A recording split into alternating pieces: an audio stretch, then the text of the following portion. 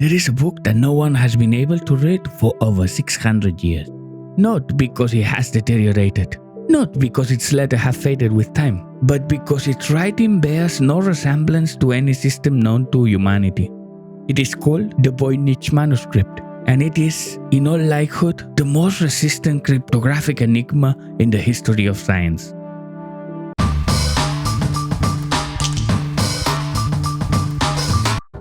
Carbon-14 tests conducted at the University of Arizona have established with 95% certainty that the parchment was produced between 1404 and 1438, thus in the first half of the 15th century Europe. The book takes its name from Wilfrid Voynich, who acquired it in Italy in 1912. It is now held at Yale's Beinecke Rare Book and Manuscript Library. It runs to around 240 profusely illustrated pages organized into recognizable thematic sections: botany, astronomy, biology, cosmology, pharmacology, and recipes.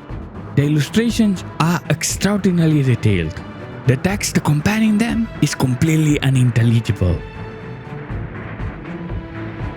The scientific community is currently divided into main factions, and the debate between them is far from settled. The first defends the fraud hypothesis.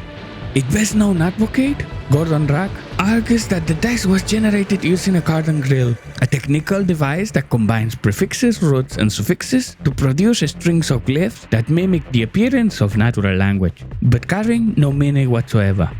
The second faction holds that the text has an internal structure too sophisticated to be a simple deception. Recent studies based on hidden Markov models have succeeded in statistically separating the glyphs into two distinct categories that behave exactly like vowels and consonants, a fundamental property of any human language. Moreover, the distribution of words follows Zipf's law.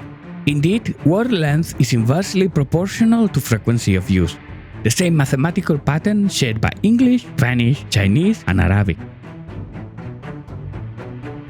Several researchers have claimed in recent years to have cracked the code. Their results, however, are mutually contradictory. Linguist Alisa Gladyševa proposes that the manuscript is an alchemical manual written in a variant of medieval Galician-Portuguese. According to her reading, for instance, the second rectofolio contains the clearly legible word lavanda, alongside other vernacular botanical names from the Iberian Peninsula. Radically different is the proposal of Fletcher Crowe. He identifies Arabic as the base language and argues that the book is a treatise on the religious beliefs of the Cathars, the heretical sect of southern France persecuted by the Inquisition in the 13th century. In this reading, the star illustrations would represent souls ascending to heaven.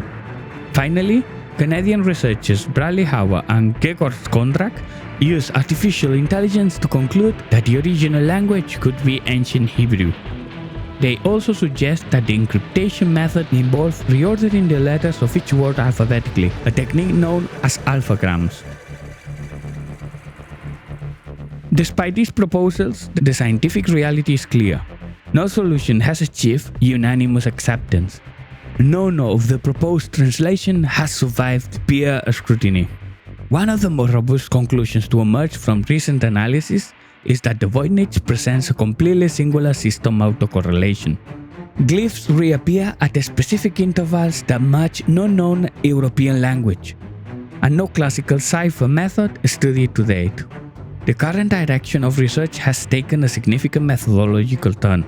Before attempting to translate the manuscript, proponents of morphological operator grammar models claim that we must first understand how it was constructed.